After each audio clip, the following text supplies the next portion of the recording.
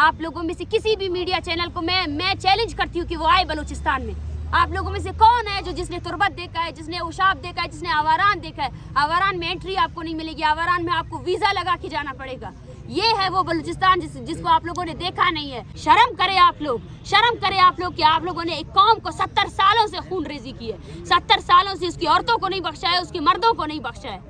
ये है वो आपकी रियासत की हकीकत। आप हमसे मजम्मत करवा कर अपने रियासती जब्र को नहीं छुपा सकते। आप हमसे मजम्मत करवा कर सबसे पहले याया खान से जाकर मजम्मत करवाए, सबसे पहले अपने सबसे बड़े हीरो जो मुशर्रफ है ना, उससे जाकर मजम्मत करवाए। अच्छा महारंग, बताइएगा कि कल और परसों हम देख रहे हैं मुख्तलिफ पाकिस्तान के बड़े नामवर, बड़े हाई रेट एंकर जो हैं वो आपसे आके सवाल करते हैं, बड़ी मजम्मतें करवाते हैं। और कल तो आप बड़ी वो गुस्सा का इजहार भी किया, जिसमें जो गरीदा फरूकी साहिबा हैं और डॉक्टर फिज़ा भी जो वो आपसे ऐसे सवाल क्यों करते हैं? आप समझते हैं कि इन लोगों को कौन भेजता है आपसे ऐसे सवाल करने के लिए? इनको भेजने वाला ISPR है। वो ISPR के जो लोग जो है ना, मैं डॉक्टर फिज़ा को बोलती हूँ, जो वर्दी आपने पहनी हुई है ना, वही आपकी हकीकत है। उस वर्दी के साथ जो है ना आप माइक ना उठाएं, वो माइक आप पे जचती नहीं है। आपने जो है ना माइक की सबसे ज़्यादा बेहरमती की। हमने आपको इज्जत दिया, हमें पता था आपका चैनल किसकी चापलूसी कर रहा है, हमें पता था आपके चैनल को फंड कौन दे रहा है, हमें पता था आपके चैनल ने जो है ना पाकिस्तान भर में जो रियासती एजेंसियां कर रही है, आप सिर्फ उन्हीं की बयानियों को वो करें। आप अपने चैनल का नाम बोल न्यूज़ की जगह अगर ISPR का न्यूज़ रख देना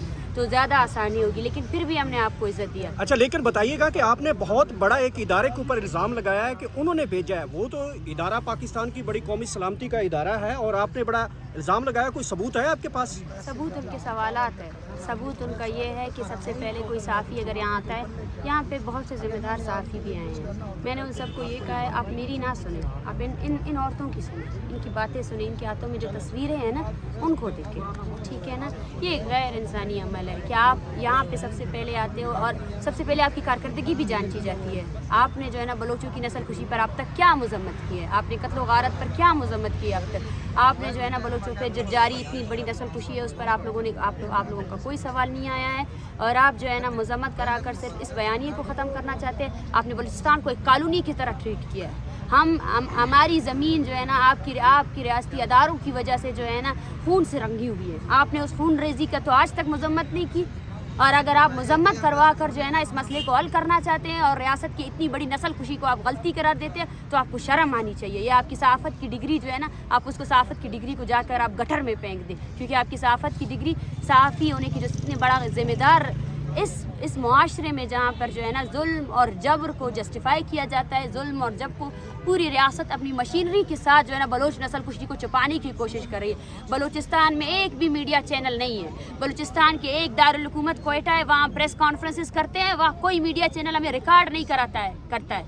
वहाँ पर आपके इतने बड़े बड़े जो आप ये माइक्स और कैमरे उठा के लाते हो ना, वहाँ पे कोई नहीं आता है, ठीक है ना। बलूचिस्तान के दूर दराज इलाकों में जब आपकी FC जो है ना औरतों को मारती है, जब आपकी FC ने ओशाब में 2 बच्चों पर गोला बारूद फेंके ना, वो न्यूज़ आप लोगों ने कभी नहीं दी। आप लोगों में से किसी भी मीडिया चैनल को मैं चैलेंज करती हूँ कि वो आए बलूचिस्तान में।